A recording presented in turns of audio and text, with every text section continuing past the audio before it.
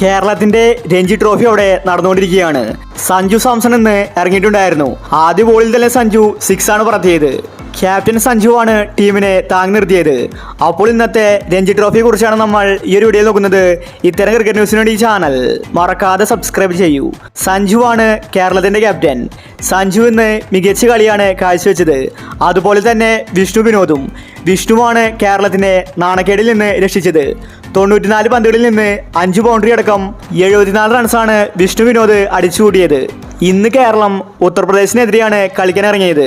ഉത്തർപ്രദേശ് അവരുടെ ആദ്യ ഇന്നിംഗ്സിൽ 302 റൺസ് എടുത്തിട്ടുണ്ടായിരുന്നു. ശേഷം അവർ പുറത്തായി.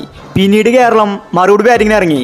രണ്ടാം ദിനം കളി അവസാനിപ്പിക്കുമ്പോൾ കേരളം 220 റൺസ് 6 വിക്കറ്റ് ഈ സ്കോറിലാണ്. വിഷ്ണു വിനോദ് മികച്ച കളിയാണ് കാഴ്ചവെച്ചത്. നിലവിലിപ്പോൾ ഉത്തർപ്രദേശിന്റെ ഒന്നാം ഇന്നിംഗ്സിലെ സ്കോറിനേക്കാൾ 82 റൺസിന് താഴെയാണ് കേരളം. വിഷ്ണു വിനോദ് 5ാം നമ്പറിലാണ് ക്രീസിലെത്തിയത്.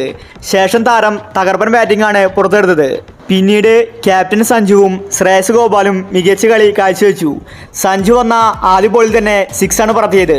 പിന്നീട് അങ്ങോട്ട് സഞ്ജു അടിച്ചു കളിച്ചു. എന്തായാലും ഇപ്പോൾ രണ്ടാം ദിനം അവസാനിച്ചിരിക്കുകയാണ്. സഞ്ജു രഞ്ജി ട്രോഫിയിൽ മികച്ച കളി കാഴ്ചവെക്കുന്നുണ്ട്. അപ്പോൾ ഇത്തരം ക്രിക്കറ്റ് ന്യൂസിന് വേണ്ടി ഈ ചാനൽ മറക്കാതെ സബ്സ്ക്രൈബ് ചെയ്യൂ.